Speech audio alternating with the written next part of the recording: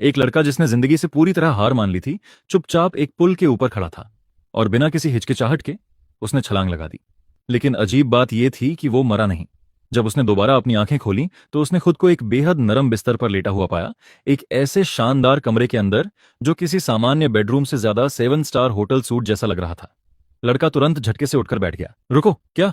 मुझे तो मर जाना चाहिए था। वो जल्दी जल्दी कमरे के चारों तरफ देखने लगा। महंगे फर्नीचर, विशाल खिड़कियों और शानदार सजावट को देखकर पूरी तरह भ्रमित हो गया। और तभी अचानक उसके दिमाग में बिजली सी कौंधी। क्या मैं सच में रीइंकारनेट हो गया? वो अपनी पिछली दुख भरी जिंदगी के बारे में सोचने लगा। जब वो 12 साल का था, उसके पिता पहाड़ से गिरकर मर गए। 13 की उम्र में उसकी मां एक बैंक रॉबरी में फंस गई और कभी वापस नहीं आई। 14 साल की उम्र में उसके एक चाचा कार एक्सीडेंट में मर गए। 15 में उसकी आंटी पर सचमुच बिजली गिर गई थी। एक दूसरे चाचा का पूरा परिवार गैस पॉइजनिंग से मर गया। एक आंटी पॉइजनस पफर फिश खाने की वजह से मर गई और एक बदकिस्मत चाचा किसी तरह मेटेरॉइड के नीचे दबकर मर गए। इस पॉइंट तक आते आते ऐसा लग रहा था जैसे खुद रियलिटी ने उसकी पूरी ब्लड लाइन को मिटा दिया हो। तो फिर ईमानदारी से कहें तो जिंदा रहने का मतलब ही क्या था? इसीलिए आखिरकार उसने अपनी जिंदगी खुद खत्म करने का फैसला किया था। लेकिन अब वो फिर से जिंदा था। लड़का धीरे धीरे चलते हुए एक शीशे के सामने गया और उसमें दिख रहे चेहरे को घूरने लगा। जैसे ही उसने वो चेहरा देखा, उसकी आंखें फैल गईं। ओह नहीं, मैं इस आदमी को जानता हूं। जिस शरीर में उसका रीइंकारनेशन हुआ था, वो जोंग का था, जो पूरे देश के सबसे अमीर आदमी का बेटा था। मिलियनेयर नहीं, बिलियनेयर भी नहीं। बात हो रही थी बेहिसाब, पीढ़ियों तक चलने वाली, दुनिया हिला देने वाली दौलत की। इस आदमी के परिवार के पास ज्यादातर देशों से भी ज्यादा पैसा था और खुद जोंग लगभग परफेक्ट था। Music mastered, chess expert level, calligraphy, painting, business, academics, वो हर चीज में सबसे आगे था। इस शरीर का असली मालिक तो 10 अलग अलग भाषाएं भी फर्राटे से बोल सकता था। क्योंकि एमसी को जॉयवोंग की सारी यादें विरासत में मिल गई थीं, उसे तुरंत एक डरावनी बात समझ आ गई। ये आदमी सच में एक जीनियस था। लेकिन तभी उसकी नजर एक बेहद मजेदार चीज पर पड़ी। इतनी सारी टैलेंट होने के बावजूद भी वो फिर भी सिंगल मर गया। असल में ओरिजिनल जोंग की एक बहुत बड़ी कमजोरी थी। वो एक ऐसी लड़की के पीछे पागलों की तरह ऑब्सेस्ड था जिसे उसकी बिल्कुल परवाह नहीं थी।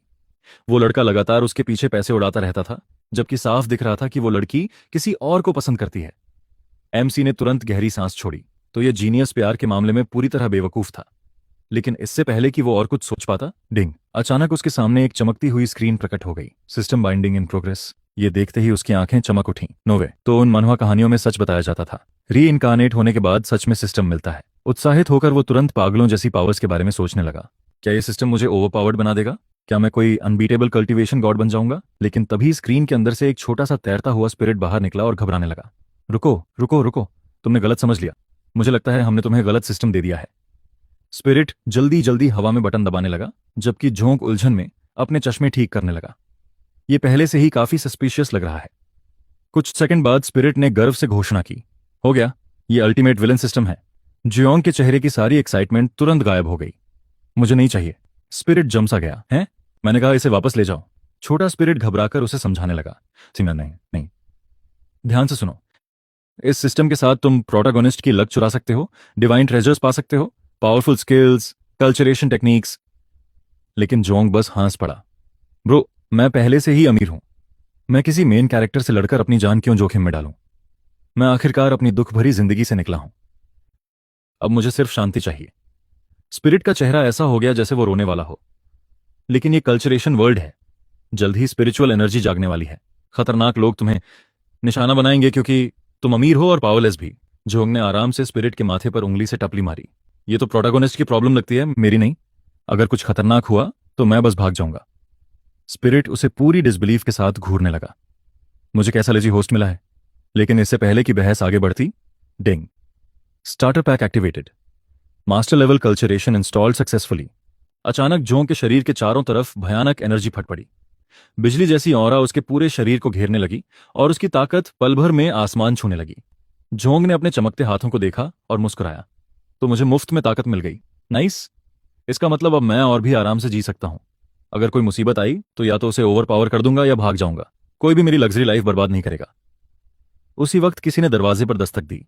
एक मिडिल एज्ड बटर सम्मान के साथ अंदर आया। यंग मास्टर, आप जाग गए? क्या आज आप कंपनी जाएंगे या स्कूल? जोंग ने आलस से अंगड़ाई ली और मुस्कुराया। चलो स्कूल चलते हैं। मुझे पहले नॉर्मल बिहेव करने की प्रैक्टिस करनी चाहिए। वैसे भी कॉलेज क्लासेस आसान होती हैं। ज्यादातर में तो मैं सो भी सकता हूं। और सबसे जरूरी बात, मुझे प्रोटोगोनिस्ट मेट से जितना दूर रह सकूं उतना रहना है। बटलर ने सम्मान से सिर झुकाया। समझ गया यंग मास्टर। फिर बूढ़ा आदमी मन ही मन सोचने लगा, तो यंग मास्टर ने अभी तक मिस चालू को छोड़ा नहीं है। असल में चालू वही लड़की थी जिसके पीछे जू योंग पागलों की तरह ऑब्सेस्ड था। तभी योंग ने एक और बात जोड़ दी। ओह, और अंकल यान, आज सब कुछ लो की रखना, कोई पागलों वाली सुपर कार मत लाना, मुझे बेकार का अटेंशन नहीं चाहिए। अंकल यान आत्मविश्वास से मुस्कुराए। चिंता मत कीजिए यंग मास्टर, मैंने कुछ सिंपल तैयार किया है। कुछ ही पल बाद जोंग बाहर निकला और उसी क्षण उसे उस पर भरोसा करने का पछतावा हो गया। मैंशन के सामने एक बेहिसाब महंगी लग्जरी कार खड़ी थी जिसकी कीमत पूरे अपार्टमेंट बिल्डिंग से भी ज्यादा थी। जुओंग उसे डिसबिलीफ के साथ घूरने लगा। ये तुम्हारे हिसाब से नॉर्मल है? अंकल यान ने आराम से कार का दरवाजा खोला। तकनीकी रूप से देखें तो यह हमारी सबसे सस्ती कार है। जुओंग ने तुरंत अपना माथा पकड़ लिया। अमीर लोग सच में डरावने होते हैं। फिर भी वो कार में बैठ गया और स्कूल की तरफ निकल पड़ा। जहां जहां वो कार गुजरती लोग रुककर देखने लगते। ये किसकी कार है? कौन सा बिलियनियर इसे ऑन करता है? उधर झोंग आराम से बैक सीट में बैठा हुआ था। लोग हमेशा मॉर्निंग ट्रैफिक की शिकायत करते रहते हैं। शायद अमीर लोग सच में अलग दुनिया में जीते हैं। अचानक छोटा सिस्टम स्पिरिट फिर से प्रकट हुआ। होस्ट, प्लीज मुझसे बात करो। लेकिन झोंक ने उसे पूरी तरह इग्नोर कर दिया। कुछ मिनट बाद आखिरकार आगे ट्रैफिक दिखाई देने लगा। जैसे ही झोंक ने जाम देखा वो तुरंत कार से उतर गया। अंकल यान, आप वापस घर जाइए, स्कूल यहां से काफी पास है, मैं यहां से पैदल चला जाऊंगा, और हाँ, थोड़ी एक्सरसाइज शायद हेल्दी भी होगी। जब वो शहर की सड़कों से गुजर रहा था जुयोंग हल्का सा मुस्कुराया। मेरी पुरानी जिंदगी सिर्फ दर्द और तकलीफ थी, लेकिन अब मैं अमीर हूं, मैं ताकतवर हूं, और पहली बार मैं सच में आजीवाद हूं। जिंदगी का मजा असल लेने के लिए ही तो होती है। लेकिन तभी उसकी नजर पास में किसी पर पड़ी। कीचड़ से सनी हुई एक लड़की नदी के किनारे अकेले बैठी रो रही थी। सब मुझसे नफरत क्यों करते हैं? मैंने आखिर ऐसा क्या गलत किया? उसी समय वहां से बहुत दूर एक दूसरा युवक अचानक झटके से अपनी आंखें खोल बैठा। मुझे तो लगा था मैं मर गया। उसने जल्दी जल्दी अपने आसपास देखा और फिर अपना फोन निकाल लिया। जैसे ही उसने तारीख देखी उसका चेहरा पीला पड़ गया। नोवे, ये 30 साल पहले का समय है।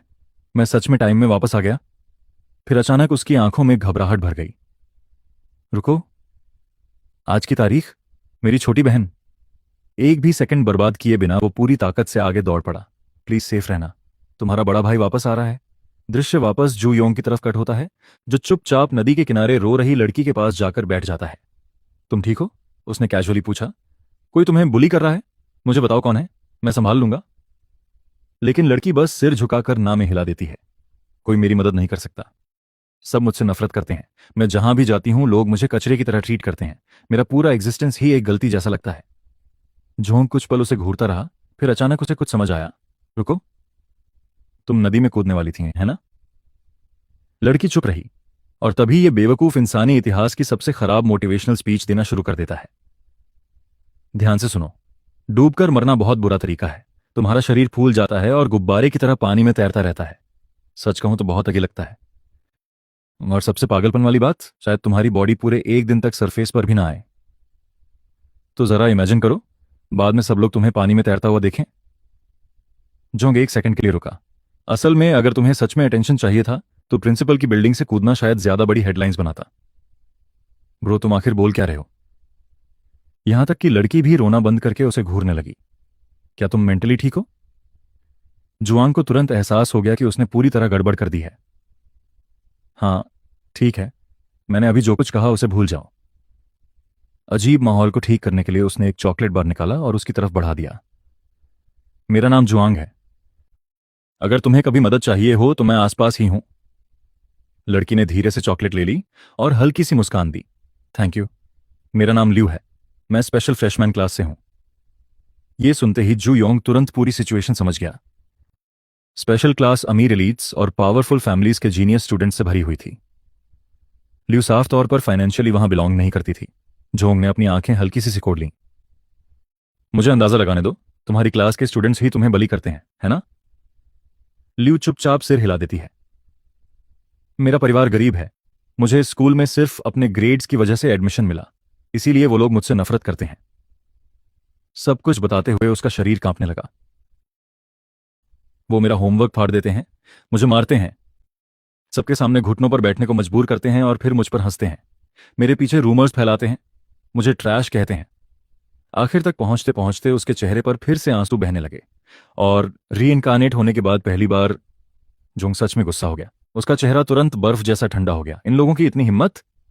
अचानक उसने लियू की कलाई पकड़ ली और खड़ा हो गया।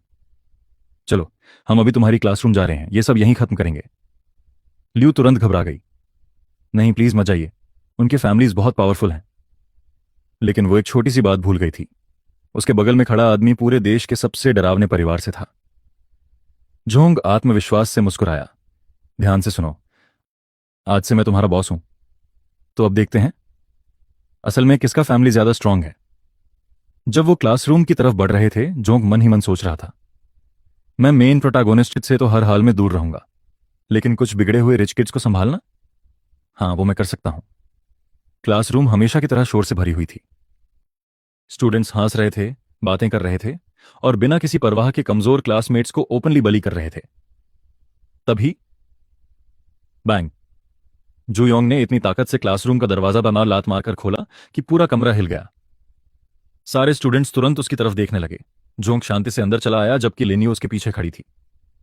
एक लड़की तुरंत खड़ी हो गई। साफ था कि वही बलीज की लीडर थी। उसने हाथ बांधकर ताना मारते हुए मैं मुस्कुराया। अरे वाह, देखो कौन वापस आ गया। और ये लड़का कौन है? आखिरकार तुम्हें खुद को बचाने के लिए कोई मिल ही गया। बाकी स्टूडेंट्स घबराकर फुसफुसाने लगे। ओह नहीं, अब तो शिनली मामला और खराब कर देगी। उधर लिन यू पूरी तरह डर चुकी थी। ब्रोदर जोंग मेरी वजह से इस सब में फंस जाएंगे। लेकिन जोंग शांत स्वर में उसकी तरफ झुककर बोला, ऐसे लोग जितना ज्यादा टॉलरेट करो उतने ही बदतर होते जाते हैं। अगर कोई तुम्हें बली करे तो वापस लड़ो। बहुत लंबे समय बाद पहली बार लिनू को लगा कि कोई सच में उसके लिए खड़ा हुआ है। उधर जोंग सीधे बली लड़की के सामने जाकर रुक गया। तो यहां की बॉस तुम हो? लियू को बुली करना तुमने शुरू किया था, है ना? लड़की ने घमंड से अपनी ठुड्डी ऊपर उठाई। हाँ, मैंने ही किया था। मेरा नाम शिनली है। और तुम इसके बारे में आखिर कर क्या लोगे? तुम्हें पता भी है मेरा कजिन कौन है? उसके बाद पूरी करने से पहले ही स्मैक! जुआंग ने उसे इतना जोरदार थप्पड़ मारा कि वो सीधे फर्श पर जा गिरी। पूरी क्लासरूम जम गई। जुआंग ठंडी नजरों से उसे नीचे देखते हुए बोला, मुझे फर्क नहीं पड़ता तुम्हारा कजन एम्परर ही क्यों ना हो, अगर तुम लोगों को बली करोगी तो मार खाओगी। शिनली डिसबिलीफ में अपना गाल पकड़कर गुस्से से चिल्लाई, तुम्हारी इतनी हिम्मत? मेरा कजन चालू है, वो पूरे देश के सबसे अमीर परिवार के करीब है, वो जू फैमिली के हेयर के करीब है। जैसे ही जू योंग ने चोलू का नाम सुना, इस शरीर के ओरिजिनल ओनर की यादें उसके दिमाग में चमक उठीं। ओह सही, वही इरिटेटिंग लड़की जिसके पीछे पुराना जू योंग पागल था। उधर शिनली ने उसकी चुप्पी को डर समझ लिया। वो तुरंत घमंड से वापस खड़ी हो गई। लगता है अब तुम्हें समझ आ गया कि तुमने किससे पंगा लिया है। अब घुटनों पर बैठो और माफी मांगो, वरना मैं तुम्हारी जिंदगी बर्बाद कर दूंगी। स्मैक! जुआंग ने उसे फिर थप्पड़ मार दिया, इस बार पहले से भी ज्यादा जोर से। पूरी क्लास एकदम खामोश हो गई। जुआंग ने धीरे से अपना फोन निकाला और अपना सोशल मीडिया प्रोफाइल खोल लिया।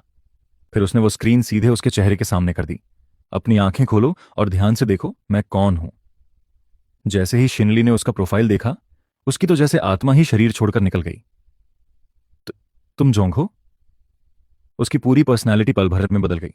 वो तुरंत घबराई हुई मुस्कान के साथ बोली, ओह, तो आप वही जोंग हैं।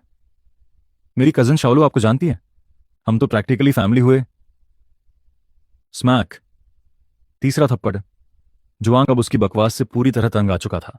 बात करना बंद करो और खुद को कभी भी मेरा फैमिली मत कहना। और जहां तक चालू की बात है, अब मुझे उसकी बिल्कुल भी परवाह नहीं है। पूरी क्लासरूम तुरंत पैनिक में फट पड़ी। रुको, वो जू फैमिली, पूरे देश का सबसे अमीर परिवार, हम तो बर्बाद हो गए। उसी समय टीचर भी कमरे में आ गया, पूरे हंगामे को देखकर उलझन में। तुम आखिर हो कौन? जुओंग शांति से उसकी तरफ मुड़ा। सच में जानना चाहते हो? मैं जुओंग हूं, जाकर मेरा नाम सर्च करो। फिर उसका चेहरा गंभीर हो गया। अब इस मामले को ठीक से निपटाते हैं। उसने कमरे में मौजूद हर स्टूडेंट की तरफ देखा। जाकर अपने पेरेंट्स से कहो कि आज रात मेरे घर आएं। हम लेनो के साथ तुम लोगों ने जो किया है उस पर बात करेंगे। और अगर कोई आने का फैसला नहीं करता, वो हल्का सा मुस्कुराया, तो मुझे यकीन है तुम कंसिक्वेंसेस समझते हो। स्टूडेंट्स तुरंत घबराने लगे। एक लड़का तो लगभग गिर ही पड़ा। मेरे डैड की कंपनी खत्म हो जाएगी। एक दूसरी लड़की घुटनों पर गिर गई। अगर मुझे पता होता कि लिनू के पीछे ऐसा बैकिंग है तो मैं उसे कभी हाथ भी नहीं लगाती। फिर जुयोंग ने धीरे से लियू के सिर पर हाथ रखा। ध्यान से सुनो, अब से लियू मेरी लिटिल सिस्टर है, और अगर किसी ने उसे दोबारा छुआ, उसकी आंखें बर्फ जैसी ठंडी हो गईं, तो मैं उसे बर्बाद कर दूंगा। पूरी क्लासरूम मौत जैसी खामोशी में डूब गई। सब लोग लियू को ऐसे देखने लगे जैसे वो अचानक स्कूल की सबसे खतरनाक इंसान बन गई हो। तभी अचानक क्लासरूम का दरवाजा फिर से जोर से खुला। एक युवक हांफते हुए अंदर दौड़कर आया। वही आदमी जो पहले 30 साल पीछे टाइम ट्रैवल करके जागा था। जैसे ही उसने लियू को देखा, उसके चेहरे पर राहत छा गई। वो तुरंत उसके पास भागा और उसके कंधे पकड़ लिए। लियू, तुम ठीक हो? उन्होंने तुम्हें चोट तो नहीं पहुंचाई?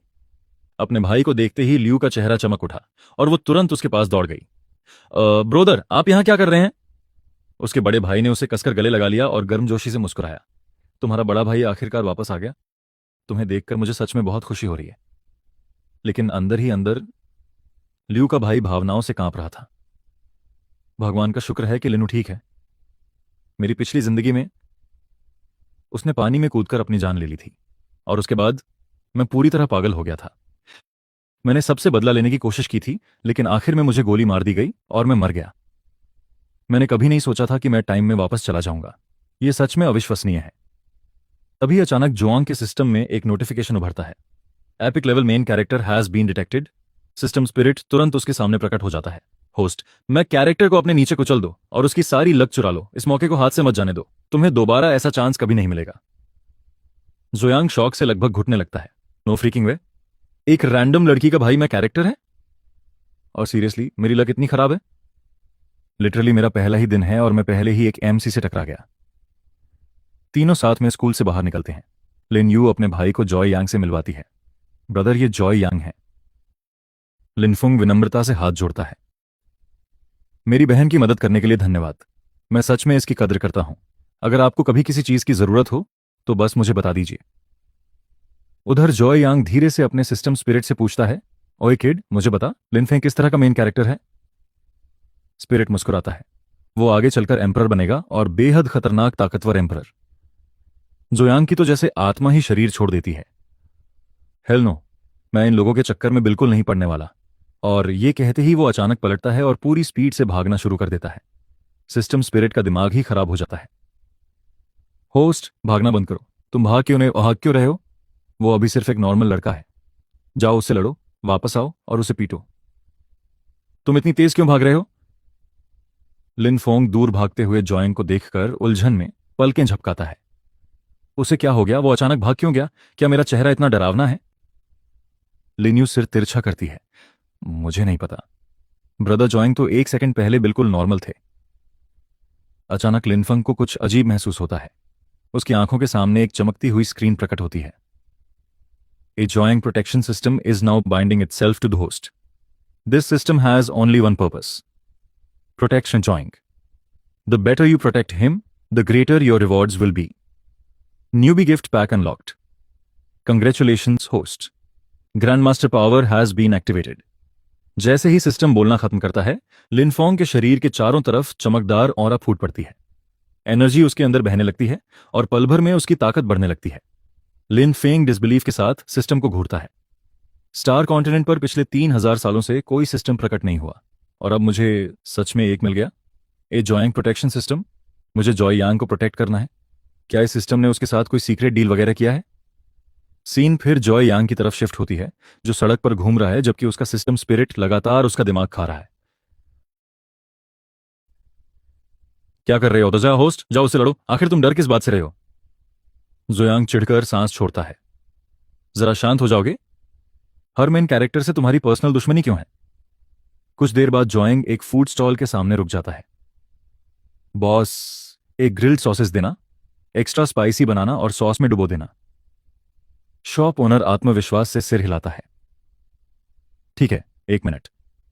इंतजार करते हुए जॉइंग कैजुअली अपने सिस्टम स्पिरिट से बात करता है। हर मेन कैरेक्टर अच्छा इंसान नहीं होता। अगर वो सेल्फिश निकला तो ठीक है, मैं उससे लड़ लूंगा, लेकिन हमें दिमाग इस्तेमाल करना होगा। मैं हर एमसी को देखते ही अटैक नहीं कर सकता। अगर मैं मर गया तो? वो सिर हिलाता है। सच में यह सबसे पागल सिस्टम है जो मैंने कभी देखा है। आखिरकार स्पिरिट हार मान लेता है। ठीक है होस्ट, तुम जीत गए। कुछ सेकंड बाद जॉय को उसका एक्स्ट्रा स्पाइसी सॉसेज मिल जाता है और वो खुशी खुशी खाते हुए वहां से निकल जाता है।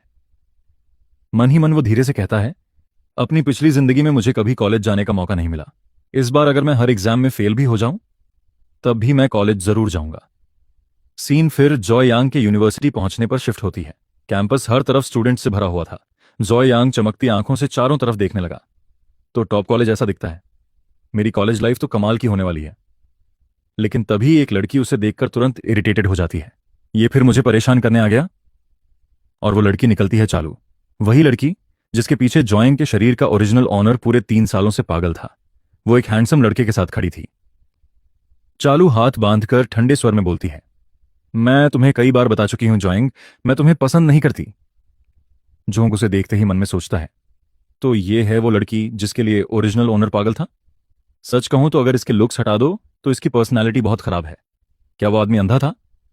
तभी सिस्टम नोटिफिकेशन फिर से प्रकट होती है, a rare main character has been detected. System spirit तुरंत दोबारा बाहर आ जाता है। होस्ट, इस मौके को हाथ से मत जाने दो। और वो रेयर मेन कैरेक्टर निकलता है चलो के बगल में खड़ा हैंडसम लड़का।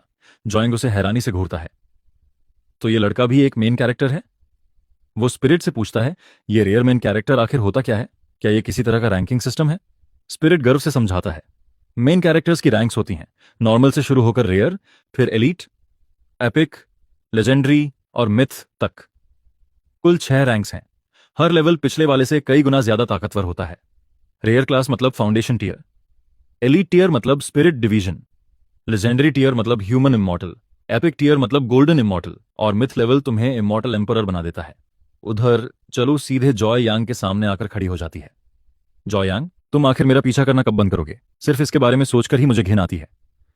आसपास के स्टूडेंट्स तुरंत गॉसिप करने लगते हैं। जॉय यांग फिर से चलो के पीछे पड़ा हुआ है। वो पिछले 3 साल से उसके पीछे ऑब्सेस्ड है। एक दूसरा लड़का सांस छोड़ते हुए कहता है, हाँ लेकिन उसने कभी उसे अटेंशन नहीं दिया, जबकि उसने उसके लिए इतना कुछ किया। सच कहूं तो आज उसकी फैमिली के पास जो कुछ भी है वो सिर्फ जॉय यांग की वजह से है।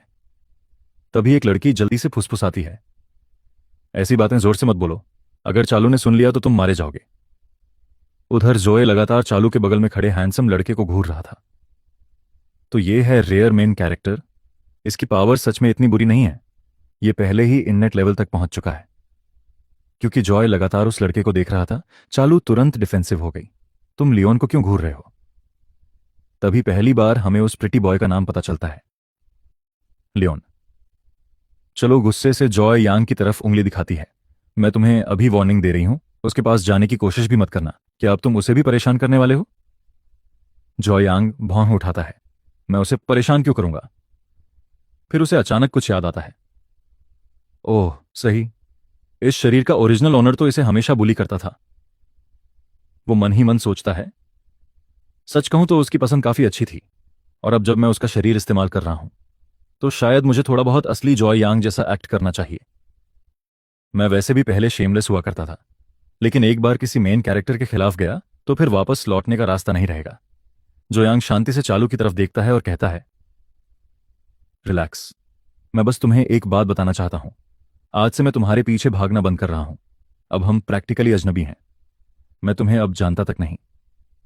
शालू पूरी तरह जम जाती है, रुको, क्या तुम सच बोल रहे हो?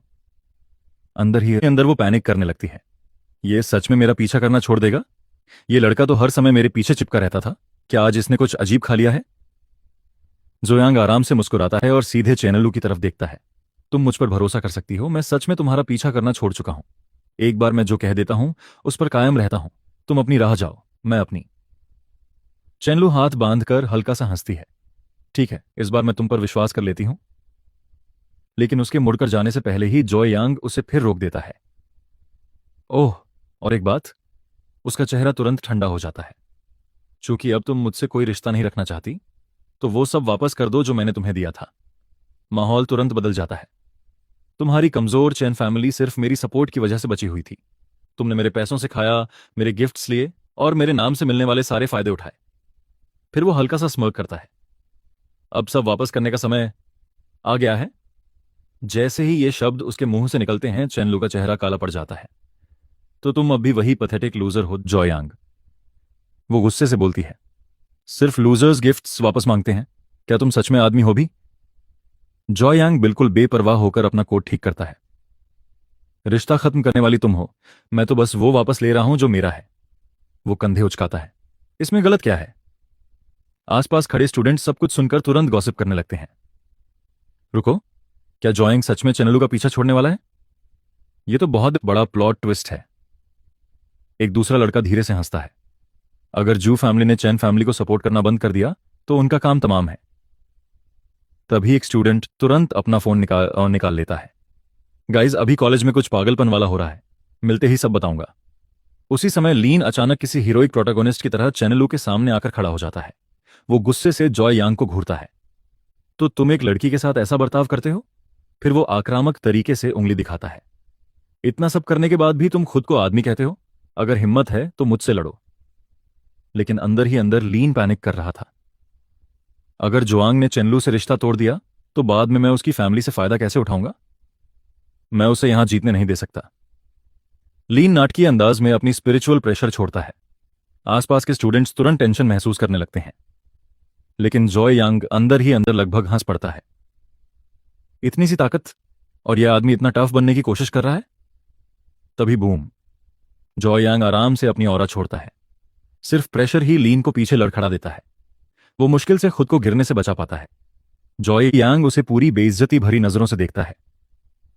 तुम खुद को समझते क्या हो? उसकी आंखें सिकुड़ जाती हैं। तुम्हें सच में लगता है कि तुम मेरे लेवल पर हो?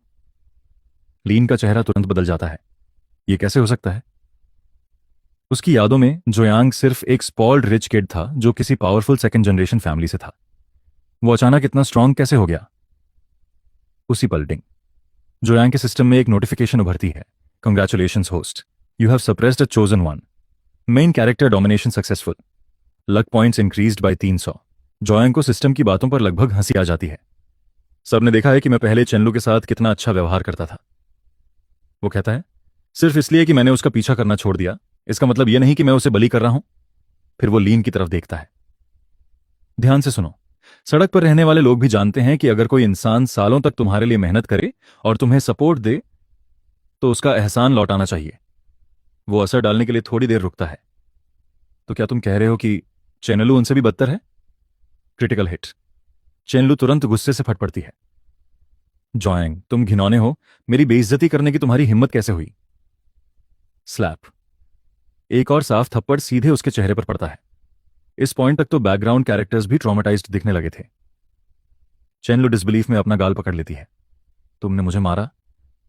उसका चेहरा ऐसा हो जाता है जैसे उसका दिमाग काम करना बंद कर चुका हो। तुमने सच में मुझे मारा? जोयांग उसे ठंडी नजरों से घूरता है। अब हमारा कोई रिश्ता नहीं है।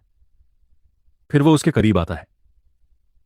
अपनी औकात याद रखो, मैं जू फैमिली का एल्डेस्ट सन हूं। उसकी आवाज और तेज हो जाती है। और तुम खुद को आखिर समझती क्या हो?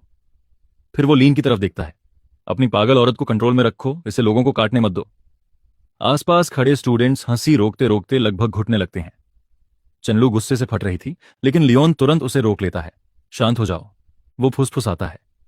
आज जॉयंग कुछ अजीब बिहेव कर रहा है। उधर जॉय पहले ही 10 कदम आगे की प्लानिंग कर चुका था।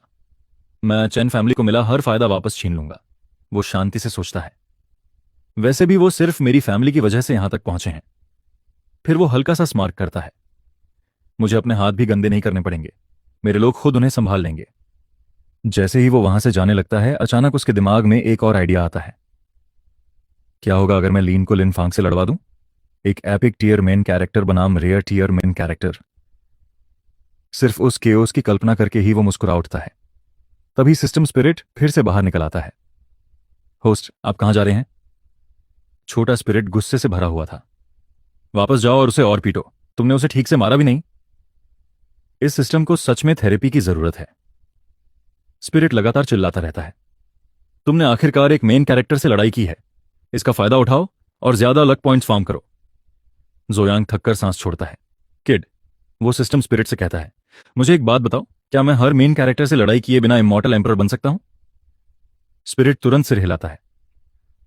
बिल्कुल, लेकिन पहले तुम्हें मेन कैरेक्टर्स को क्रश करना होगा। जब तुम पुराने एम्परर्स से भी ज्यादा स्ट्रांग बन जाओगे, तब तुम्हें कोई रोक नहीं पाएगा। जोयांग अचानक मुस्कुरा देता है। तो फिर ऐसा करते हैं। स्पिरिट वहीं जम जाता है। जोएंग आत्मविश्वास से आगे बोलता है, मैं पहले एम्पर बनूंगा, उसके बाद तुम्हारी मदद करूंगा लक चुराने में। उसकी लॉजिक एक साथ बेवकूफी भरी भी लगती है और जीनियस भी। इस तरह मेरे पास एम्पर लेवल पावर भी रहेगी और बाद में मैं लक पॉइंट्स भी कलेक्ट करूंगा। स्पिरिट पूरी तरह हार मानने वाला चेहरा बना लेता है। होस्ट, क्या आप पागल हैं? आखिरकार वो हार मान लेता है। ठीक है, जो करना है करो। अगर आपको मेन कैरेक्टर से लड़ना नहीं है तो मत लड़ो। जॉय गर्व से मुस्कुराता है। विक्ट्री। फिर वो मन ही मन सोचता है, यार मैं अब भी लोगों को मैनिपुलेट करने में बहुत खराब हूं। अगर लुआ यहां होता तो वो अब तक इस सिस्टम को गैसलाइट करके फ्री पावर निकलवा चुका होता। कुछ देर बाद जोएंग देखता है कि आगे सड़क पर बहुत बड़ी भीड़ जमा हुई है। उधर क्या हुआ? जिज्ञासा में वो भीड़ के अंदर चला जाता है। बीच में एक बूढ़ा आदमी बेहोश पड़ा था। जैसे ही जोंग उसका चेहरा देखता है, उसकी आंखें फैल जाती हैं। रुको, ये तो फॉर्मर मेयर मो है। फिर उसका चेहरा गंभीर हो जाता है। यह सेटअप कुछ ज्यादा ही फेमिलियर लग रहा है। उसे अचानक याद आता है कि उसने मना में बिल्कुल यही सिनारियो पड़ा था। अगर यह सच में वही कहानी है। उसकी आंखें सिकुड़ जाती हैं। तो अब किसी भी सेकंड में एक वाइल्ड मेन कैरेक्टर प्रकट होना चाहिए। और ठीक उसी समय एक सब्जियां उठाए युवक भीड़ को धक्का देते हुए अंदर आता है। साइड हटो। डिंग। सिस्टम तुरंत रिएक्ट करता है। Rare level child of destiny detected. Name Chuling. System spirit का तो दिमाग ही उड़ जाता है। होस्ट, यहां बहुत सारे लोग हैं, जल्दी से जाकर उसे सीक्रेटली पीटो। ब्रो, यह सिस्टम फुल टाइम हेटर है। जोयांग डिसबिलीफ में नए आए लड़के को घूरता है। इस दुनिया में हर जगह मेन कैरेक्टर्स ही क्यों भरे पड़े हैं? स्पिरिट कैजुअली जवाब देता है, इतने सारे इसलिए हैं क्योंकि ये फाइनल वर्ल्ड है। जोयांग तुरंत चलते चलते रुक जाता है। Final world? स्पिरिट तुरंत अपना टोन बदल देता है। भूल जाओ कि मैंने कुछ कहा। फिर वो नाटकीय तरीके से चूलिंग की तरफ इशारा करता है। अब जाओ और चाइल्ड ऑफ डेस्टिनी को सप्रेस करो। उधर लिंक मेयर मो के पास घुटनों के बल बैठकर उसकी पल्स चेक करने लगता है। कुछ सेकंड बाद वो शांति से बोला, इनकी पल्स स्टेबल है। जोयांग उसके पास चलता हुआ आया और कैजुअली पूछता है, हे ब्रो, तुम सच में इसे संभाल सकते हो? अगर नहीं तो मैं एम्बुलेंस बुला देता हूं। जैसे ही लिंक ने जॉय यांग को देखा, वो तुरंत उसे पहचान गया। ये जॉय यांग है, मशहूर जू फैमिली का हेयर। हर कोई उस रिच किड की बातें करता रहा था जो सालों से एक लड़की के पीछे पागल था। लेकिन लिंक तियान जल्दी ही उस बात को नजरअंदाज कर देता है। जरूरत नहीं, वो आत्मविश्वास से कहता है, मैं खुद इसे संभाल सकता हूं। जोयांग स्मर्क करता है और नाटकीय अंदाज में अपने बाल पीछे करता है। ओह, मैं मेयर मो के लिए एम्बुलेंस नहीं बुला रहा था। लिंकन पलकें झपकाता है, मैं तो तुम्हारे लिए बुला रहा था। पूरी भीड़ खामोश हो जाती है। जोयांग बेहोश पड़े बूढ़े आदमी की तरफ इशारा करता है, ये फॉर्मर मेयर मो है। अगर तुम इन्हें बचाने में फेल हो गए और इनकी मौत हो गई। वो मुस्कुराता है, तो मो फैमिली तुम्हें कुत्तों की तरह ढूंढेगी। फिर वो कैजुअली अपना फोन निकालता है। तो मैंने सोचा पहले से तुम्हारी सेफ्टी के लिए एम्बुलेंस तैयार कर दूं। यह सुनकर लिंग तियान के चेहरे पर गुस्सा आ जाता है। डैम, तुम मेरी सेफ्टी के लिए एम्बुलेंस बुला रहे हो? मैं चुलिंग तियान हूं, ड्रैगन किंग, और तुम्हें लगता है कि मैं एक बूढ़े आदमी को भी नहीं बचा सकता? क्या तुम मुझे नीचा दिखा रहे हो? लिंग तियान तुरंत अपनी हीलिंग पावर्स इस्तेमाल करता है। जैसे ही उसने ऐसा किया, बूढ़ा आदमी तुरंत खांसते हुए उठ बैठा। हालांकि उसे अब भी सांस लेने में थोड़ी दिक्कत हो रही थी। जो यांग जल्दी से पूछता है, मिस्टर मो, आखिर आपके साथ हुआ क्या था? आप यहां बिना बॉडीगार्ड्स के अकेले क्यों घूम रहे थे? जैसे ही मिस्टर मो ने जोए यांग को देखा, वो तुरंत उसे पहचान गए। मैं बस टहलने निकला था। मुझे उम्मीद नहीं थी कि अचानक मेरी छाती में इतना दर्द शुरू हो जाएगा। बूढ़ा होना सच में आसान नहीं है। शार्प। ये कहते हुए वो धीरे धीरे खड़े होने की कोशिश करने लगे। जो यांग मुस्कुराकर जवाब देता है, मिस्टर मो, ऐसी बातें मत कहिए। अगर आपको कुछ हो जाता तो मैजिक सिटी के लिए बहुत बड़ा नुकसान होता। आपको तो बस आराम से रिटायरमेंट एंजॉय करनी चाहिए, कुछ खूबसूरत महिलाओं से मिलना चाहिए और मजे करने चाहिए। यह सुनकर मिस्टर मो हंस पड़े। मैं तो पहले ही रिटायर्ड हूं, अब इस सिटी को मेरी वजह से क्या नुकसान होगा? फिर अचानक उन्हें कुछ याद आया। ओह सही, मैं तुमसे कुछ पूछना चाहता था। क्या तुम मैजिक सिटी यूनिवर्सिटी जा रहे हो? मुझे यकीन है तुम वहां भी लड़कियों के पीछे भागने वाले हो। अब तक तो तुम्हें कम से कम एक गर्लफ्रेंड मिल ही जानी चाहिए थी। ये सुनकर जोए यांग मन ही मन सोचने लगा, ये चालाक बूढ़ा लोमड़ी तो मेरे मुंह पर ही मुझे वूमनाइजर बोल रहा है। जोए यांग जवाब देता है, मैंने लड़कियों के पीछे भागना छोड़ दिया है, अब मेरा एटीट्यूड बदल चुका है।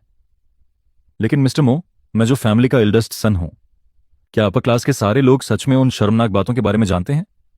मिस्टर मो मन ही मन सोचते हैं, मैं इसे कैसे समझाऊं? सिर्फ अपर क्लास ही नहीं, मिडिल क्लास के लोग भी जानते हैं कि कोई बेवकूफ एक ऐसी लड़की के पीछे पागल था जिसे उसकी जरा भी परवाह नहीं थी। फिर मिस्टर मो ने लिंगटियन की तरफ देखा और बोले, हे लिटिल ब्रदर, तुम्हारा नाम क्या है? लिंगटियन ने अपना परिचय दिया। उसका नाम सुनने के बाद मिस्टर मो ने सिर हिलाया। काफी अच्छा नाम है, ऐसा लगता है जैसे कोई आसमान छूने का इरादा रखता हो। रुको एक सेकंड, मुझे लगता है मैंने ये नाम पहले कहीं सुना है, बहुत फेमिलियर लग रहा है। यह सुनकर जोए यांग भी मन ही मन सोचने लगा, लिंगटियन, यह नाम मुझे भी फेमिलियर लग रहा है, मैंने इसे पहले कहां सुना है, बस याद नहीं आ रहा। फिर मिस्टर मो ने अपना फोन निकाला और मुस्कुराते हुए बोले, ये यंग मैन काफी डिसेंट लगता है और इसका दिल भी अच्छा है। लिंगटियन, मुझे अपना कॉन्टैक्ट नंबर दो, आगे कनेक्शंस के लिए अच्छा रहेगा। लिंगटियन ने भी अपना फोन निकाला और जवाब दिया, कोई प्रॉब्लम नहीं, अभी देता हूं। यह कहते हुए लिंगटियन हल्का सा मुस्कुराया। जैसे ही जो यांग ने वो मुस्कान देखी, उसके मन में ख्याल आया, ये स्माइल, ये भी अजीब तरह से फेमिलियर लग रही है। मिस्टर मो ने भी वो नोटिस किया और मन ही मन सोचा, इसकी मुस्कान इतनी सस्पिशियसली फेमिलियर क्यों लग रही है। कॉन्टैक्ट इन्फॉर्मेशन एक्सचेंज करने के बाद लिंगटियन ने अपना फोन वापस पॉकेट में रखा, अपनी सब्जियां उठाई और वहां से जाने लगा। जैसे ही वो गया, जो यांग को अचानक सब कुछ याद आ गया। वो मन ही मन सोचने लगा, अब याद आया, ये वही क्रोक्ड माउथ ड्रैगन किंग है, यान फैमिली का बेकार सन इन लॉ, वो लेजेंडरी ड्रैगन किंग जिसने यान फैमिली में शादी की थी। सीन फिर लिंगटियन की तरफ शिफ्ट होती है। वो अचानक दौड़ते दौड़ते रुक जाता है और शॉक में पड़ जाता है, क्योंकि जो यांग से मिलने के बाद उसका अपना सिस्टम भी एक्टिवेट हो चुका था। उसका सिस्टम लिनफोंग वाले सिस्टम जैसा ही था और उसने भी उसे जो यांग को प्रोटेक्ट करने का ऑर्डर दिया था। उस सिस्टम का सिर्फ एक ही पर्पस था, जो यांग को प्रोटेक्ट करना। अगर तुम अच्छा परफॉर्म करोगे तो तुम्हें रिवॉर्ड्स मिलेंगे। लिंगन को तो एक बिगिनर पैक भी मिल गया। Congratulations host, you have obtained peak grand master power. जैसे ही ये हुआ, लिंगटियन के शरीर के चारों तरफ एक अजीब रोशनी फूट पड़ी और उसे तुरंत नई ताकत मिल गई। सिस्टम देखने के बाद लिंगन एक्साइटेड होकर बोला, तो ये सच में एक सिस्टम है, अब तो मैं अमीर बनने वाला हूं। फिर वो रुका और बोला, रुको एक सेकंड, मेरी वाइफ तो पहले से ही अमीर और खूबसूरत है, मतलब मैं तो पहले से ड्रीम लाइफ जी रहा हूं, सहा रहा हूं। सिस्टम की तरफ देखते हुए लिंगटियन ने पूछा, ये जो यांग को प्रोटेक्ट करने वाला मामला क्या है? यह आखिर कैसा सिस्टम है? क्या जो यांग और ये सिस्टम मुझसे कुछ छुपा रहे हैं? सिस्टम ठंडे स्वर में जवाब देता है, सिस्टम कुछ एक्सप्लेन नहीं करेगा, बस ड्रैगन किंग के रूप में अपनी ड्यूटीज पूरी करो। फिर वो जोड़ता है, और वैसे भी ड्रैगन किंग होने का मतलब कानून तोड़ना होता है। यह सुनकर लिंगन बोला, शायद बात सही है। रुको एक सेकंड, मैंने तो कभी कानून नहीं तोड़ा, तो मुझे डरना क्यों चाहिए? फिर लिंगन भागते हुए चिल्लाने लगा, जो यांग को प्रोटेक्ट करूं? हाँ राइट, वो सब भूल जाओ, मैं तो घर जा रहा हूं अपनी खूबसूरत वाइफ के साथ डिनर करने। वैसे भी जो यांग पहले से ही काफी स्ट्रांग है, उसे प्रोटेक्शन की जरूरत ही क्यों पड़ेगी। उधर जो यांग वहीं खड़ा था कि तभी उसने पीछे से किसी को आवाज लगाते सुना, मास्टर जो यांग, आप यहां क्या कर रहे हैं? जब जो यांग मुड़ा तो उसने लिनफोंग को अपनी तरफ हाथ हिलाते हुए आते देखा। हेलो। जो यांग मुस्कुराया और बोला, ओह ब्रदर लिनफोंग। लिनफन ने जवाब दिया, बहुत बहुत धन्यवाद यंग मास्टर जो, अगर आप नहीं होते तो पता नहीं मेरी बहन क्या कर बैठती। जो यांग कैजुअली बोला, उसकी चिंता मत करो, जब मेरे यूजलेस पेरेंट्स दुनिया घूमकर वापस आ जाएंगे तब लियो ऑफिशियली उन्हें अपने गॉड पेरेंट्स बुला सकेगी। बेसिकली जो यांग चाहता था कि उसके पेरेंट्स लिन्यू को अडॉप्ट कर लें। यह सुनकर लिनफंग शॉक में पड़ गया, आप सच में ऐसा करेंगे? जो यांग ने लिनफ का हाथ पकड़ते हुए कहा, आज मैंने उन सभी लोगों के पेरेंट्स को अपने घर बुलाया है जिन्होंने लिन्यू को बुली किया था। लियू को वहां होना पड़ेगा और तुम्हें भी आना चाहिए, उसे साथ लेकर आना। ये लोग स्कूल में दूसरों को बुली करते हैं, हम इन्हें इतनी आसानी से छोड़ने वाले नहीं हैं।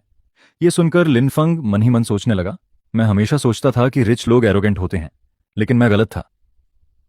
यंग मास्टर जो यांग सिर्फ टैलेंटेड नहीं है, वो सच में अच्छा इंसान भी है। कोई हैरानी नहीं कि वो जो फैमिली का हेयर है। लिनफिंग ने सिर झुकाकर ईमानदारी से उसे धन्यवाद दिया। बहुत बहुत धन्यवाद लिन, मैं और मेरी बहन आपकी काइंडनेस कभी नहीं भूलेंगे। जो यांग ने उसका हाथ पकड़कर जवाब दिया, अरे मुझे बस जो यांग कहो, ये मॉडर्न एरा है। मुझसे ऐसे मत बात करो जैसे तुम कोई सर्वेंट हो। मुझे ये बिल्कुल पसंद नहीं।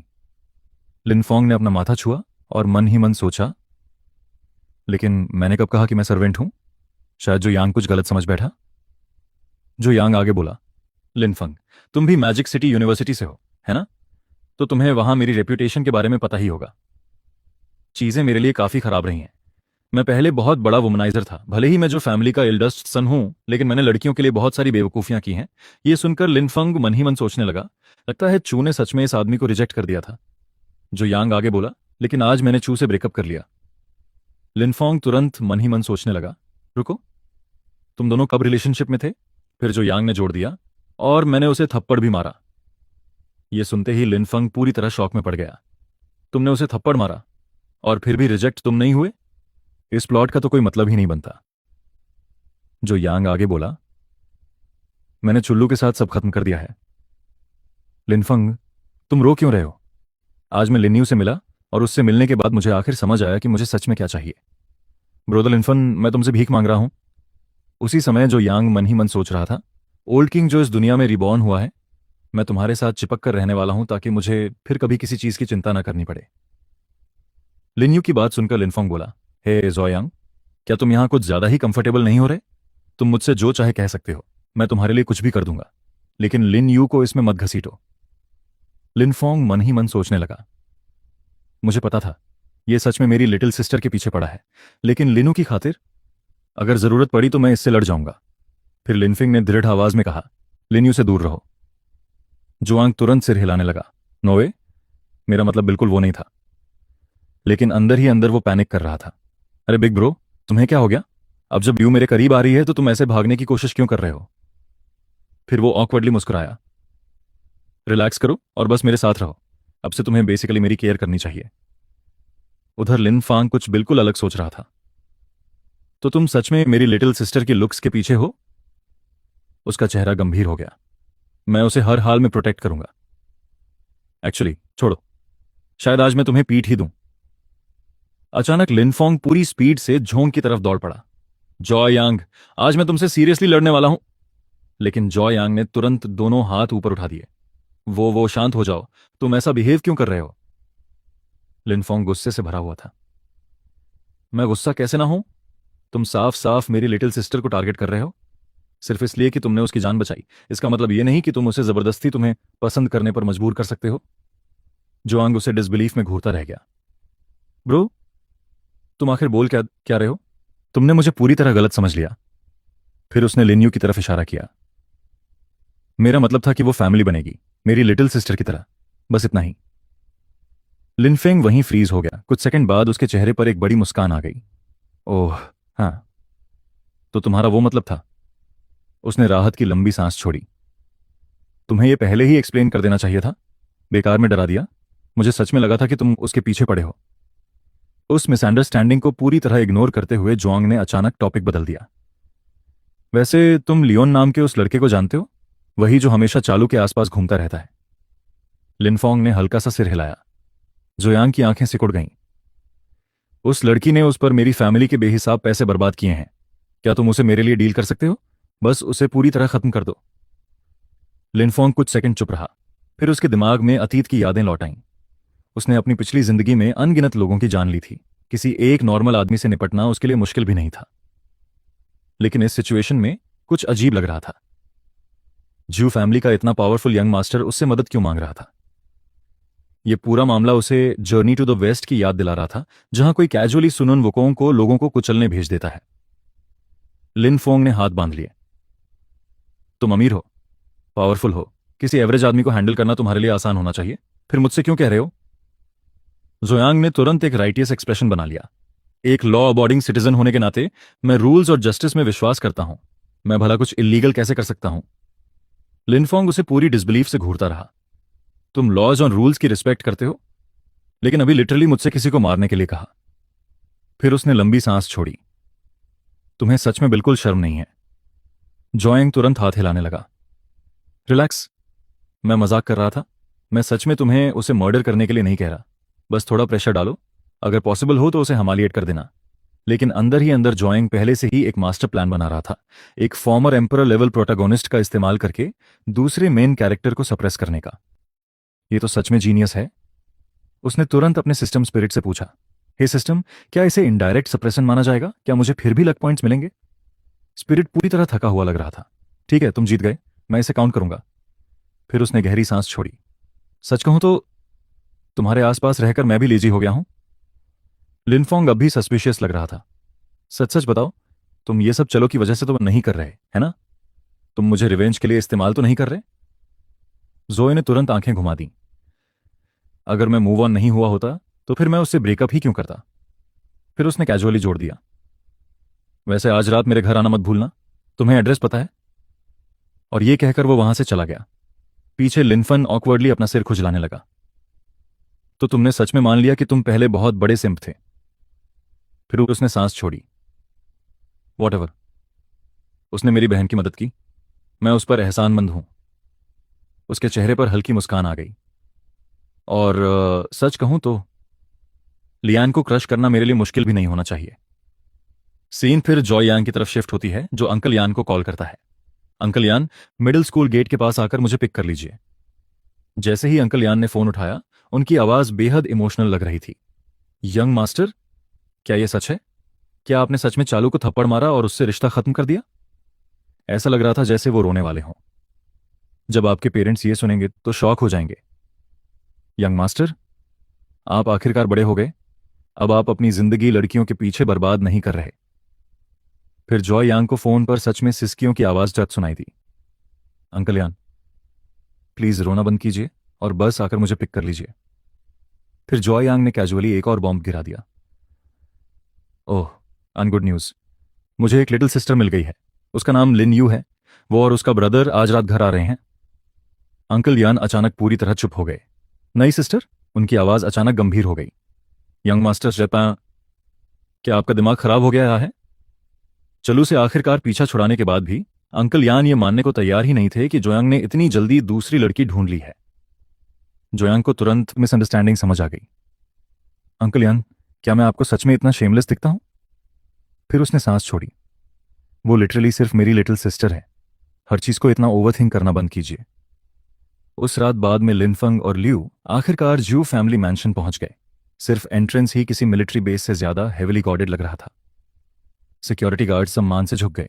आप यंग मास्टर जॉय के गेस्ट्स हैं, कृपया अंदर आइए। दोनों भाई बहन सावधानी से अंदर गए। आसपास की लग्जरी देखकर साफ तौर पर ओवरवेल्म्ड थे। उधर जॉय यांग एक जायंट सोफा पर कैजुअली बैठा गहरी सोच में डूबा हुआ था। डैम, नॉवेल्स सच में फेक होते हैं। उन कहानियों में मेन कैरेक्टर को छोड़कर बाकी सब ब्रेन डेड होते हैं, लेकिन असल जिंदगी में ये प्रोटोगोनिस्ट्स सच में फंक्शनिंग ब्रेन्स रखते हैं। फिर उसने सांस छोड़ी। मैं तो उम्मीद कर रहा था कि सारे मेन कैरेक्टर्स अपनी अपनी लेन में ही रहें। उसी समय लिनफोंग उसके पास आया और उसने नोटिस किया कि जोयांग अजीब तरह से डिसअपॉइंटेड लग रहा है। ये डिप्रेस्ड क्यों दिख रहा है? हमें तो इसने खुद इनवाइट किया था। उधर ल्यू को बुली करने वाले स्टूडेंट्स के सारे पेरेंट्स भी पहुंच चुके थे। हर किसी के चेहरे पर गुस्सा, शर्म और गिल्ट साफ दिखाई दे रहा था। एक पिता ने अपनी मुट्ठियां कस लीं। मेरे बेटे ने यह सब किया, घर पहुंचते ही मैं उसकी टांगें तोड़ दूंगा। लिनफन चुपचाप पास बैठा था, लेकिन जितनी ज्यादा बातें वो सुन रहा था, उसका चेहरा उतना ही ठंडा होता जा रहा था। अब जाकर उसे पूरी तरह एहसास हुआ कि उसकी लिटिल सिस्टर ने कितना कुछ सहा था। उसने ये सब झेला और मुझे कभी बताया तक नहीं। उसकी मुट्ठियां धीरे धीरे कसने लगीं। वो सिर्फ 16 साल की है। उसका किलिंग इंटेंट लगभग बाहर निकलने लगा। उन्होंने उसके साथ ऐसा कैसे किया? खासकर वो पर्पल हेयर्ड लड़की। उसकी हिम्मत कैसे हुई मेरी लिटिल सिस्टर को चोट पहुंचाने की? यहां तक कि अंकल यान भी गुस्से में थे। उन बिगड़े हुए बच्चों ने सारी हदें पार कर दी। यंग मास्टर ने सबको यहां बुलाकर बिल्कुल सही किया।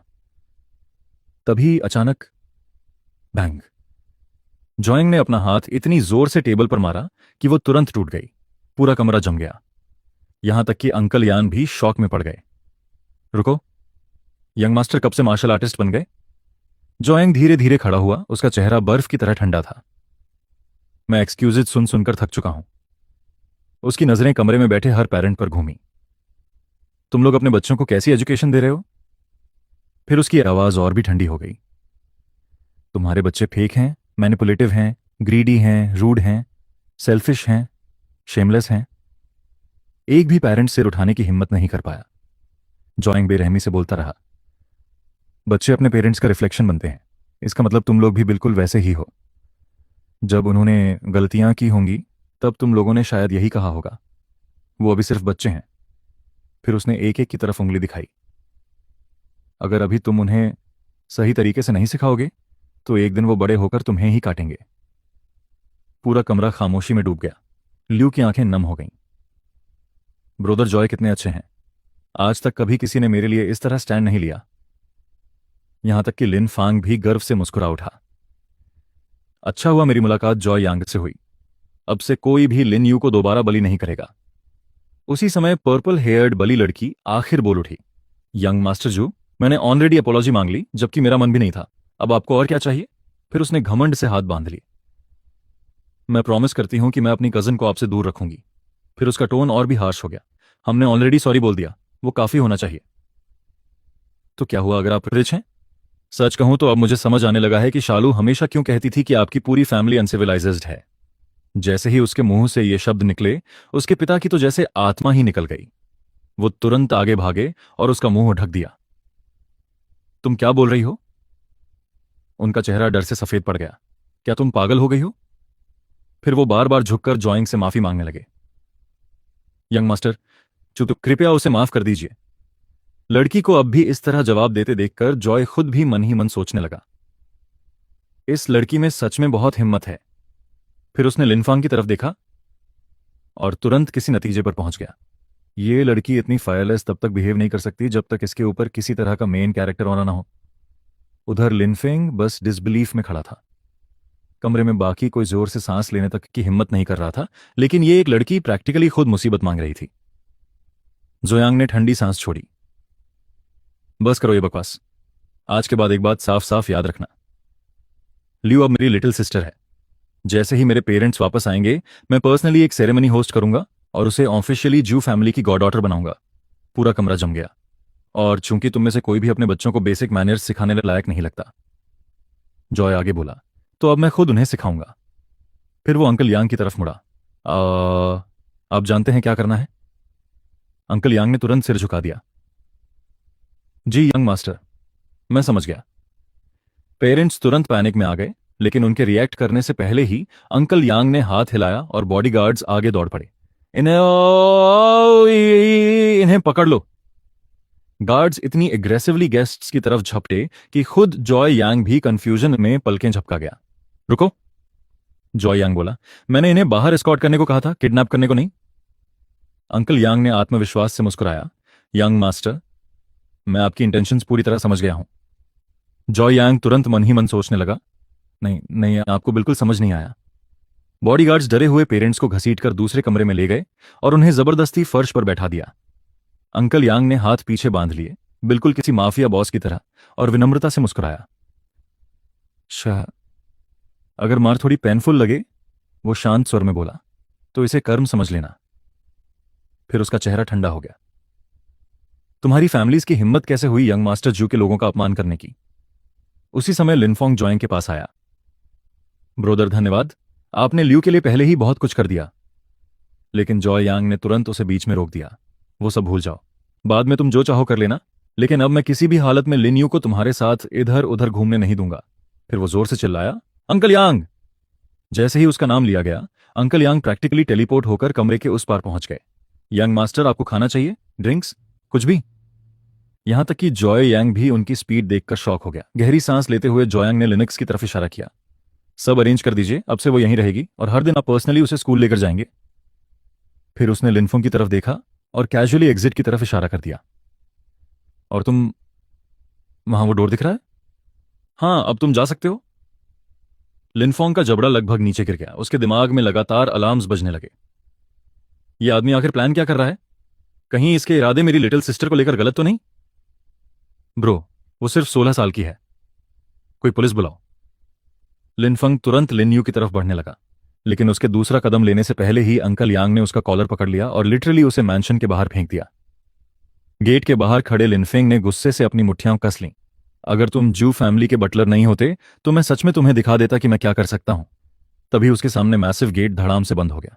लिन फोंग भागकर गेट तक आया और डेस्परेटली उसे पीटने लगा। अंकल यांग प्लीज, अब मैं यंग मास्टर जॉय की काइंडनेस समझ गया हूं, मुझे वापस अंदर आने दीजिए। लेकिन मैंशन के अंदर अंकल यांग ने उसे पूरी तरह इग्नोर कर दिया। इसके बजाय वो धीरे से लिन यू को ऊपर ले गए। अपने ब्रदर की चिंता मत करो, मेड्स तुम्हें फ्रेश होने में मदद करेंगी, आज रात आराम से रेस्ट करो। उधर बाहर बेचारा लिनफन पूरी रात ठंड में अकेला खड़ा रहा, जबकि हवा में पत्ते नाटकीय तरीके से उड़ रहे थे, जैसे वो किसी सैड रोमांस मूवी का ट्रेजिक हीरो हो। लिन्यू, वो भावुक होकर बड़बड़ाया, तुम अपने बड़े भाई को ऐसे कैसे छोड़ सकती हो? अगली सुबह अंकल यांग ने पहले से ही बाहर एक लग्जरी कार तैयार करवा दी थी। यंग मास्टर जॉय यांग, लिन फेंग, मिस लिनो, कृपया अंदर बैठिए। पूरी रात बाहर ठंड में खड़े रहने की वजह से लिन फांग आधा मरा हुआ लग रहा था। उधर लियू ने कैजुअली कार की तरफ इशारा किया और कहा, असल में यह उनकी सबसे खराब कार है। लिनफांग यह सुनकर लगभग खून खांसने वाला था। रिच लोग सच में डरावने होते हैं। जैसे ही कार एकेडमी की तरफ बढ़ी, एक और लग्जरी व्हीकल जू मंशन के बाहर आकर रुकी। उधर मंशन के अंदर जॉय यांग अपने कमरे में बैठा वीडियो गेम्स खेल रहा था और बुरी तरह हार रहा था।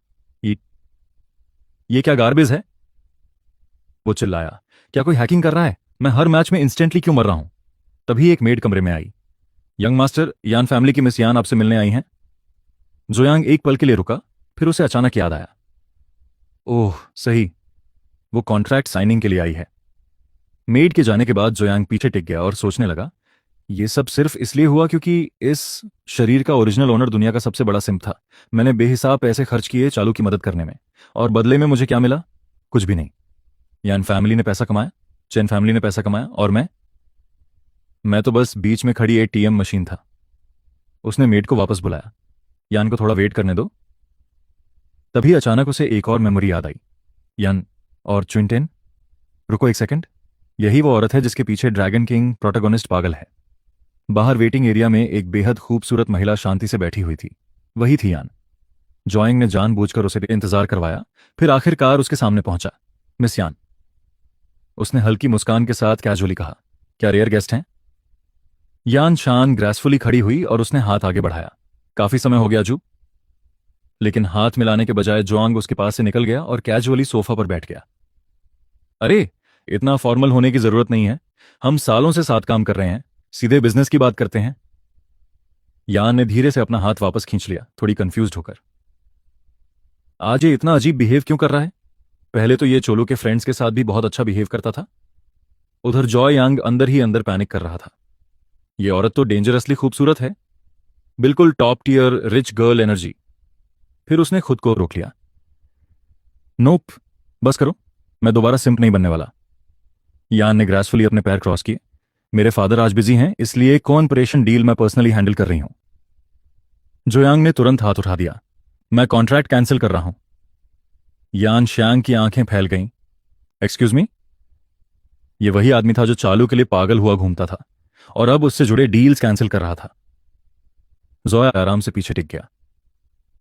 मिस यान, सच बोलूं तो मैं पहले पूरा का पूरा सिंप था। चलो के चक्कर में मैंने प्रैक्टिकली अपना दिमाग खो दिया था। यान उसे चुपचाप देखती रही। मुझे ये सब क्यों बता रहे हो? पूरी सिटी पहले से ये जानती है। फिर भी उसने मन ही मन माना कि इतनी खुलकर एडमिट करना हिम्मत की बात थी। वो हल्का सा मुस्कुराई। आप मजाक कर रहे हैं, है ना? आप अभी यंग हैं, एक लड़की के पीछे इतना ऑब्सेस्ड होने की क्या जरूरत? जोयांग अचानक रुक गया। रुको, ये तो सच में समझदारी की बात कर रही है। लेकिन अगले ही पल उसके दिमाग में एक और डरावना ख्याल आया। अगर ये इनडायरेक्टली खुद की तरफ हिंट कर रही है तो बाद में इसका ड्रैगन किंग हस्बैंड मुझे चाकू लेकर दौड़ाएगा। उसने तुरंत वो ख्याल दिमाग से निकाल दिया। एनीवे, जॉय ने नाटकीय अंदाज में कहा, मैं हाल ही में एक टेंपल गया था। बुद्ध ने मुझे एनलाइटनमेंट दिया। आखिरकार मुझे सच्चाई साफ दिखाई देने लगी।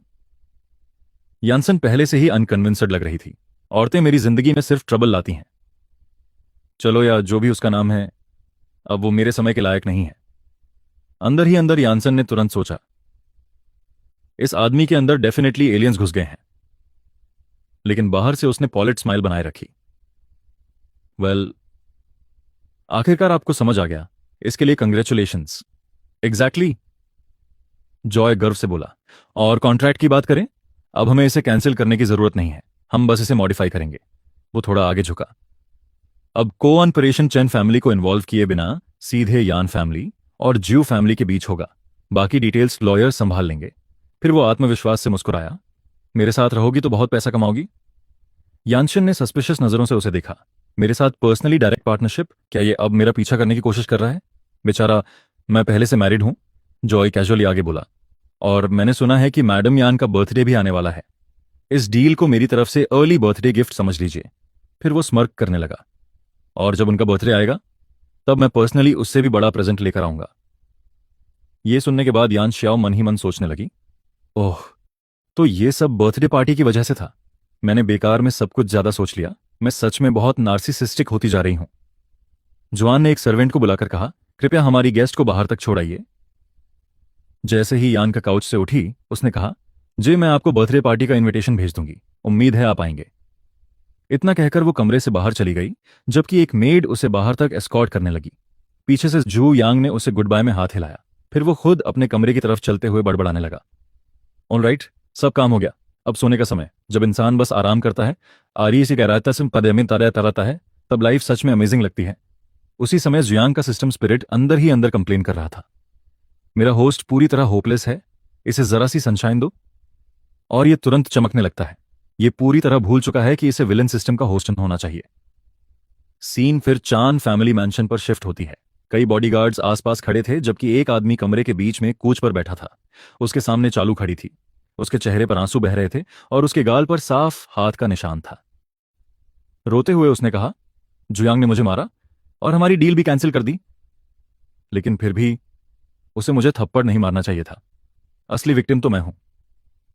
यह सुनकर चानू के फादर गुस्से से चिल्ला उठे, तुम फिर रो रही हो? तुम्हें बस यही आता है?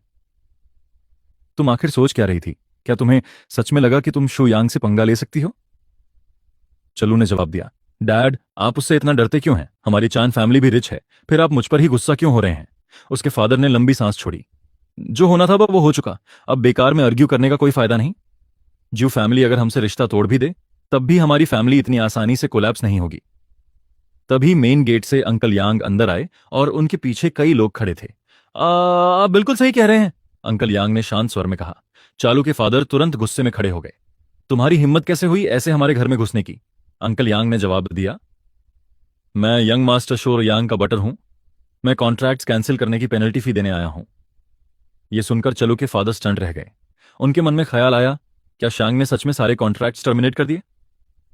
अंकल शुयांग ने डॉक्यूमेंट्स का एक बड़ा स्टैक निकाला और कहा, यहां कुल 38 कॉन्ट्रैक्ट्स हैं, जिनकी कंबाइंड वर्थ 100 बिलियन यूएन है। एग्रीमेंट के मुताबिक हर कॉन्ट्रैक्ट की कैंसिलेशन पेनल्टी सिर्फ 1 युआन है। फिर उसने कुछ पैसे आगे बढ़ाए और कहा, ये लीजिए 40 युआन, बाकी एक्स्ट्रा चेंज रख लीजिए। अंदर ही अंदर अंकल यांग गर्व से हंस रहा था। यंग मास्टर का प्लान सच में जीनियस है। चान फैमिली को 1 युआन पेनल्टी देना सबसे बड़ी ह्यूमिलेशन है। चालू के फादर गुस्से से फट पड़े, तुम्हारी हिम्मत कैसे हुई चान फैमिली का इस तरह अपमान करने की? अंकल यांग ने विनम्र मुस्कान के साथ जवाब दिया, फैमिली हेड, आपको गलत फहमी हुई है। कॉन्ट्रैक्ट्स के हिसाब से टोटल पेनल्टी सिर्फ 38 युआन बनती है। हमने तो आपको ऊपर से 2 एक्स्ट्रा युआन भी दिए हैं, तो इसमें हम आपका अपमान कैसे कर रहे हैं? फिर उसकी मुस्कान और गहरी हो गई। या फिर क्या आप जू फैमिली का अपमान करना चाहते हैं? यह सुनकर चलू के फादर ने ह्यूमिलिएशन में अपनी मुट्ठियां कस लीं। यह बर्दाश्त से बाहर है। लेकिन कॉन्ट्रैक्ट पूरी तरह ऑफिशियल था। यह आदमी अपने काम में बहुत ज्यादा माहिर है। अंकल यांग हल्का सा हंसा और अपने आदमियों से बोला, ठीक है, चलो चलते हैं। पूरा ग्रुप मुड़कर जाने लगा। तभी एक बॉडीगार्ड जल्दी से चलो के फादर के पास आया और धीरे से फुसफुसाया, मास्टर, हम इन्हें ऐसे जाने नहीं दे सकते। वो कॉन्ट्रैक्ट्स हमारी फैमिली की ज्यादातर टोटल वर्थ हैं। अगर फैमिली को बचाना है तो चालू की शादी जुयांग से करने की बात कीजिए और उससे माफी मांग लीजिए। चालू ने सब सुन लिया और तुरंत चिल्लाई, तुम कैसी बकवास कर रहे हो? अगर शिव यांग के पास जाकर भीख मांगनी है तो खुद जाओ। उधर चालू के फादर अंदर ही अंदर डेस्परेटली सोच रहे थे, वो 100 बिलियन तय करेगा कि हमारी फैमिली बचेगी या खत्म हो जाएगी। हम किसी भी हालत में ये कॉन्ट्रैक्ट्स खत्म नहीं होने दे सकते। वो तुरंत बाहर भागे ताकि बटलर को रोक सकें। लेकिन जैसे ही वो मैंशन से बाहर निकले, उन्होंने देखा कि अंकल यांग पहले से ही बाहर रिपोर्टर्स की भीड़ के सामने खड़ा था। अंकल यांग ने ऊंची आवाज में घोषणा की, सब लोग ध्यान से सुनिए, मैं ऑफिशियली अनाउंस करता हूं कि ज्यू फैमिली अब चान फैमिली के साथ सारे बिजनेस टाइज काट रही है। इस पल से हमारी फैमिलीज के बीच कोई कनेक्शन नहीं रहेगा। रिपोर्टर्स ने तुरंत सवालों की बौछार कर दी। बटलर यांग, ज्यू फैमिली अचानक चांद फैमिली से सारे टाइज क्यों काट रही है? अंकल यांग ने शांति से जवाब दिया, एक सच्ची पार्टनरशिप दोनों तरफ से चलती है। अगर एक साइड अब सूटेबल नहीं रही तो ज्यू फैमिली उस रिलेशनशिप को जबरदस्ती कंटिन्यू नहीं करेगी। इतना कहकर वो अपनी कार में बैठे और वहां से चले गए। चालू के फादर वहीं गुस्से से कांपते हुए खड़े रह गए। उसी समय एक रहस्यमय आदमी पेड़ के पीछे छुपकर ये पूरा सीन देख रहा था। उसने अपना फोन निकाला और सारी इंफॉर्मेशन किसी और को भेज दी। सीन फिर एक ब्लैक सूट पहने आदमी पर शिफ्ट होती है जो फोन पर बात कर रहा था। ज्यू फैमिली ने पब्लिकली चान फैमिली से सारे टाइज तोड़ दिए हैं, उसने रिपोर्ट किया। उन्होंने सबके सामने उनकी ह्यूमिलेशन भी की। इस कंट्री में जल्द ही बड़े चेंजेस होने वाले हैं। उधर जू यांग आराम से अपने बेड पर लेटा फोन स्क्रॉल कर रहा था। हर हेडलाइन उसकी फैमिली के बारे में बात कर रही थी। न्यूज देखकर वो कंप्लेन करने लगा, इन लोगों को सीरियसली बेटर टाइटल्स की जरूरत है। ऐसी लैम हेडलाइंस लिखता कौन है? हर चीज में शॉकिंग वर्ड जोड़ देते हैं। मेरी सिम्प रेपुटेशन आखिर कब गायब होगी? तभी उसके सिस्टम से एक नोटिफिकेशन आया, host has suppressed Leon, reward 300 luck points, host has defeated Leon, reward 1000 luck points. जू यांग कंफ्यूजन में नोटिफिकेशंस को घूरने लगा, लेकिन मैंने लियोन के साथ किया ही कब? क्या मेरे पास सीक्रेटली कोई क्लोन वगैरह है? उसी समय सिस्टम स्पिरिट प्रकट हुआ और हेल्पलेस होकर सोचने लगा, ये होस्ट अविश्वसनीय रूप से डम्ब है। इसने लिटरली लिनफोंग से लियोन को हैंडल करने को कहा था और अब सोच रहा है कि इसने कोई क्लोन टेक्निक सीख ली है। इतना बड़बड़ाकर स्पिरिट फिर गायब हो गया।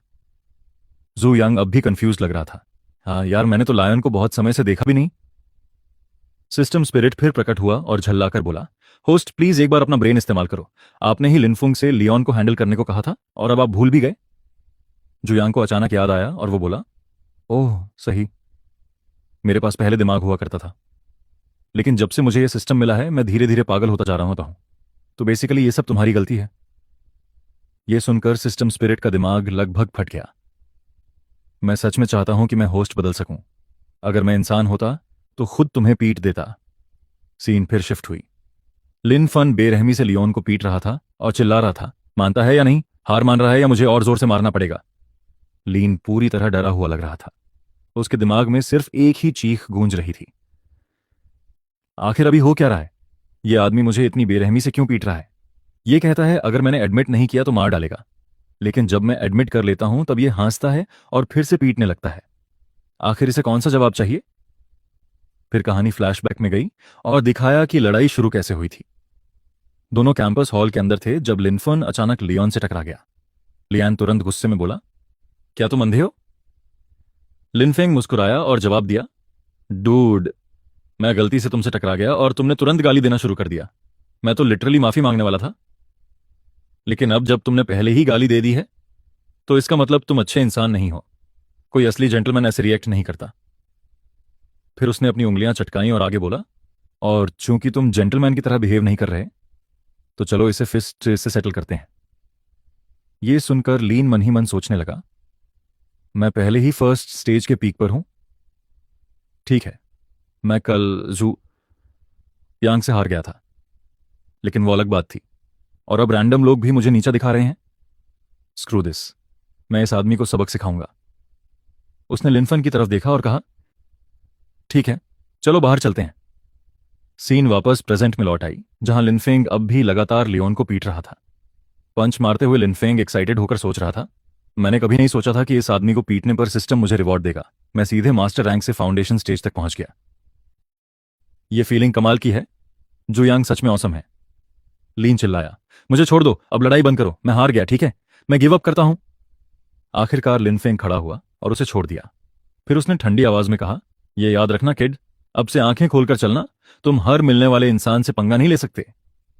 लेकिन यह सुनकर लीन और भी ज्यादा गुस्से में आ गया। उसने लिनफेंग को घूरते हुए कहा, तू आखिर है कौन? अगर हिम्मत है तो अपना नाम बता। लिनफेंग स्मार्क करते हुए बोला, मेरा नाम लिनफेंग है और मैं इकोनॉमिक्स क्लास से हूं। अब तुम्हें मेरा नाम भी पता है और क्लास भी। अब जो करना है कर लो। उसने अपनी गर्दन चटकाई और आगे कहा, मैं हमेशा रेडी हूं। इतना कहकर लिनफोंग वहां से चला गया। लियोन वहीं बैठा गुस्से से कांप रहा था। उसने तुरंत अपना फोन निकाला और अपने एक अंकल को कॉल किया। अंकल शान, कॉलेज में किसी ने मुझे पीट दिया, आपको मेरी मदद करनी होगी। कॉल के दूसरी तरफ से गुस्से भरी आवाज आई, तुमने क्या कहा? किसकी हिम्मत हुई तुम्हें हाथ लगाने की? लगता है उसे अपनी जान की कोई कीमत नहीं है। लीन ने जवाब दिया, वो भी हमारे कॉलेज का ही है, बस कोई गरीब लड़का है, नाम है लिनफन। उसके अंकल ने तुरंत कहा, ठीक है वहीं रुको, मैं उसे संभालता हूं। थोड़ी देर बाद कई पुलिस ऑफिसर्स ने लिनफोंग को घेर लिया। एक ऑफिसर ने पूछा, तुम्हारा नाम लिनफेंग है सही? लिनफेंग ने सिर हिलाया, हाँ मैं ही हूं। क्या हुआ? ऑफिसर ने अपना बैज दिखाया और कहा, मैं लॉ एनफोर्समेंट से चीफ वोंग हूं। डिप्टी डायरेक्टर शान ने तुम्हारे खिलाफ रिपोर्ट फाइल की है।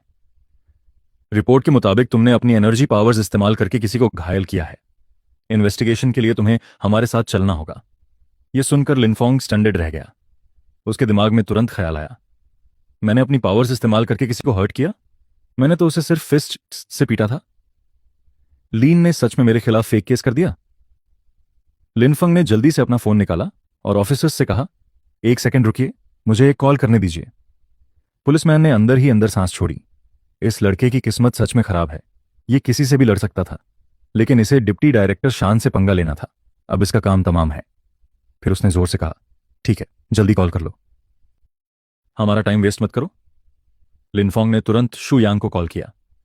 जू यांग, मुझे अरेस्ट किया जा रहा है। लियोन ने मेरे ऊपर फेक केस डाल दिया है। वो कह रहा है कि मैंने उस पर वेपन से हमला किया। जल्दी कुछ करो, मुझे बेल पर बाहर निकालो। इतना कहकर उसने कॉल काट दी और ऑफिसर्स की तरफ देखा। ठीक है चलो। जब वो उसे लेकर जा रहे थे, लिनफन मन ही मन कड़वाहट से सोच रहा था, मुझे तो इमॉर्टल एम्परर बनना था। मैं इस दुनिया पर राज करने वाला था, लेकिन अर्थ पर आए अभी सिर्फ दूसरा दिन है और मैं पहले ही जेल जा रहा हूं। यह तो बेहद शर्मनाक है। सीन फिर जू यांग की तरफ शिफ्ट हुई। सब कुछ सुनने के बाद वो जोर से हंस पड़ा। तो ये लोग सच में एक फॉर्मर एम्परर को जेल भेज रहे हैं? ये प्लॉट ट्विस्ट तो पागलपन है। नॉवेल्स में तो कॉब्स ऐसी चीजों से दूर रहते हैं। फिर लिनफांग के साथ ऐसा क्यों हो रहा है? वो खड़ा हुआ और अपना कोट पहन लिया। मुझे उसकी मदद करनी होगी। आखिर लिनफेंग ने मुझे ऑलरेडी 1800 अलग पॉइंट्स कमा कर दिए हैं, और सबसे जरूरी बात, वो मेरा टॉप गाई है। ऊपर से मुझे ईविल स्पिरिट मून रिवॉर्ड भी मिल चुका है। फॉर्मर एम्परर को सेफ रहना चाहिए। सीन पुलिस स्टेशन पर शिफ्ट है। जुयांग आराम से चेयर पर बैठा था, जबकि एक ऑफिसर उसे टी का कप दे रहा था। यंग मास्टर जुयांग, कृपया अपनी टी एंजॉय कीजिए। पीछे खड़ा लिनफंग ये सब देख रहा था। जुयांग ने कप उठाया और कैजुअली बोला, कम ऑन कैप्टन वोंग, इतना फॉर्मल मत बनिए। मैं तो बस किसी को बेल पर छुड़ाने आया हूं।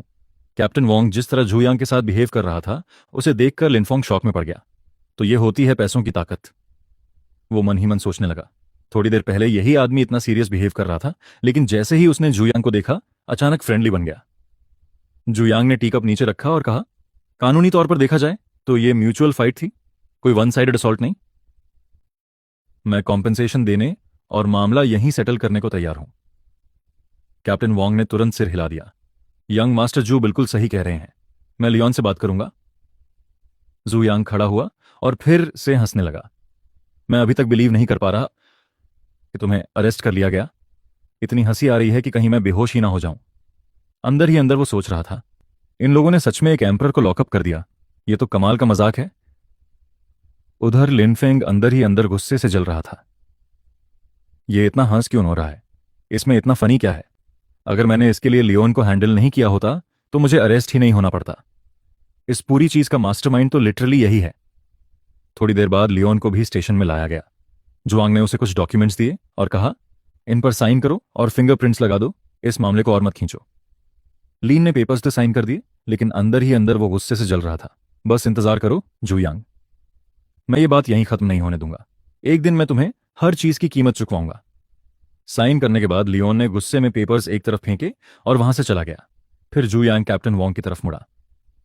आपने कहा था कि डिप्टी डायरेक्टर कैनियन ने पर्सनली अरेस्ट का ऑर्डर दिया था, सही? कैप्टन वोंग ने सिर हिलाया। हां, डायरेक्टर एक्सन ने हमें उसे तुरंत अरेस्ट करने का आदेश दिया था। शुयांग ने तुरंत अंकल यांग को कॉल किया। अंकल यांग, मेरे लिए डिप्टी डायरेक्टर यान जोंग की इन्वेस्टिगेशन कीजिए, और अगर उसके बारे में कुछ भी सस्पिशियस या डर्टी मिले तो तुरंत रिपोर्ट कीजिए। जितनी ज्यादा डिटेल्स निकाल सकते हैं उतना बेहतर। फोन के दूसरी तरफ से अंकल यांग आत्मविश्वास से बोले, समझ गया यंग मास्टर, मैं सब संभाल लूंगा। कॉल खत्म करने के बाद शू यांग मुस्कुराकर डायरेक्टर वोंग से बोला, डायरेक्टर वोंग, ये आपका लेवल अप होने का मौका है। यह सुनकर डायरेक्टर वोंग एक्साइटेड हो गया। धन्यवाद यंग मास्टर जू। सीन फिर शिफ्ट हुई। लिनफोंग को बेल पर छुड़ाने के बाद दोनों साथ में सड़क पर चल रहे थे। जू यांग ने कैजुअली उसे वार्निंग दी, अगली बार थोड़ा स्मार्टर बनना। अगली बार ऐसा कुछ करने से पहले मास्क पहन लिया करो ताकि कोई तुम्हें पहचान ना सके। बस उन्हें पीटो और भाग जाओ, किसी को कभी पता नहीं चलेगा कि वो तुम थे। लिनफोंग अचानक मुड़ा और दूर कुछ नोटिस किया। उसके दिमाग में ख्याल आया, कोई शू यांग पर नजर रख रहा है। दिलचस्प। अब समझ आया कि सिस्टम मुझे इसे प्रोटेक्ट करने के लिए क्यों कहता है। इस आदमी को खुद भी अंदाजा नहीं कि इसने कितने एनिमीज बना लिए हैं। दूर खड़ा लिंग तियान भी चुपके से सब देख रहा था। उसने भौहें सिकोड़ते हुए बड़बड़ाया, मुझे आखिर इस आदमी को प्रोटेक्ट क्यों करना चाहिए? क्या मेरे जैसा ड्रैगन किंग सच में इसके जैसे इंसान को प्रोटेक्ट करेगा? इस सिस्टम का पॉइंट ही क्या है? फिर उसने हाथ झटक दिया, फॉरगेट इट। मैं जा रहा हूं, वैसा अच्छे हूं। मैं तो घर जाकर अपनी खूबसूरत वाइफ के लिए लंच बनाना ज्यादा पसंद करूंगा। सीन फिर जुयांग की तरफ शिफ्ट हुई। अचानक उसे एक फोन कॉल आया। कॉल चेक करने के बाद वो बोला, सॉरी, कुछ काम आ गया है, मैं अब जा रहा हूं। लिनफोंग, तुम खुद स्कूल वापस चले जाना। लिनफोंग थोड़ा सरप्राइज दिखा, लेकिन जू यांग बिना ज्यादा एक्सप्लेन किए जल्दी से वहां से निकल गया। थोड़ी देर बाद जू यांग की कार एक बड़ी बिल्डिंग के सामने जाकर रुकी। बाहर निकलते हुए उसने बिल्डिंग की तरफ देखा और मन ही मन सोचा, हमारी फैमिली ने यह बिल्डिंग इन्हें लीज पर दी हुई है। सच कहूं तो इन्हें तो एहसान मानकर हमें रेंट देना चाहिए। जू यांग अंदर चला गया। वहां उसने लॉबी में यान को खड़ा देखा और उसके पीछे एक आदमी फूलों का बुके पकड़े खड़ा था। वो यान शी से कह रहा था, शी प्लीज मेरी बात सुनो, ये फ्लावर्स इंपोर्टेड हैं, मैंने इन्हें ओवरसीज से मंगवाया है, ये बहुत एक्सपेंसिव हैं, इसलिए प्लीज इन्हें एक्सेप्ट कर लो। यान शान मुड़ी और ठंडे स्वर में बोली, फंजिंगमिन, हम इतने क्लोज नहीं हैं, इसलिए मुझे शी मत बुलाओ। अभी मेरी मीटिंग है, इसलिए मेरा पीछा करना बंद करो। दूर खड़ा जो यांग ये सब देख रहा था और मन ही मन सोच रहा था, इस बेखबर रिच किड को देखो, ड्रैगन किंग की वाइफ के पीछे घूम रहा है। उन्होंने देखा कि वो आदमी यान चेन का हाथ पकड़कर उसे जबरदस्ती आगे खींचने की कोशिश कर रहा था। फिर वो बोला, शेने, कैसी मीटिंग की बात कर रही हो? बस मेरा नाम बता देना, वो तुरंत कैंसिल कर देंगे। उनमें इतनी हिम्मत नहीं कि मेरी बेइज्जती करें। तभी जो यांग बीच में आ गया और बोला, तू आखिर है कौन जिसके लिए लोग तुझे रिस्पेक्ट करें? तू कुछ भी नहीं है। जो यांग मन ही मन सोचने लगा, मैंने नहीं सोचा था कि मैं सच में इस मामले में इंटरफियर करूंगा। वो रिच लड़का गुस्से में मुड़ा और चिल्लाया, किसकी इतनी हिम्मत हुई मुझे इंसल्ट करने की? बिलीव करो या नहीं, मैं तुम्हें नदी में फेंकवा सकता हूं। लेकिन जैसे ही उसने जोए यांग को देखा, वो शॉक में जम गया। जोए यांग मुस्कुराते हुए उसके पास आया और बोला, क्या कह रहा था? मुझे नदी में फेंकवाएगा? जरा दोबारा बोल। जोए यांग को पहचानते ही वो आदमी तुरंत पैनिक में आ गया। घबराकर वो बोला, यंग मास्टर जोए यांग, माफ कीजिए, मैं आपको पहचान नहीं पाया। प्लीज मेरी बातों को सीरियसली मत लीजिए। आपके स्टेटस का इंसान मेरे लेवल तक क्यों उतरेगा? जैसे ही उसने ये कहा, जोए यांग ने उसे लात मारकर जमीन पर गिरा दिया। जोए यांग ने अपना कोट ठीक किया और ठंडी आवाज में बोला, चुपचाप दफा हो जा। अंदर ही अंदर जोए यांग सोच रहा था, ड्रैगन किंग, मैंने तेरी वाइफ को तेरे लिए प्रोटेक्ट कर दिया। जब मैं पूरी तरह चाइल्ड ऑफ डेस्टिनी को सप्रेस कर दूंगा, तब शायद तू भी लिनफंग की तरह मेरी मदद करेगा। वो आदमी घुटनों पर गिर गया और बोला, यंग मास्टर जो, मैं अभी चला जाता हूं। इतना कहकर वो जल्दी से वहां से भाग गया। सीन फिर मीटिंग रूम में शिफ्ट हुई। यान शांग और जो यांग साथ बैठे थे।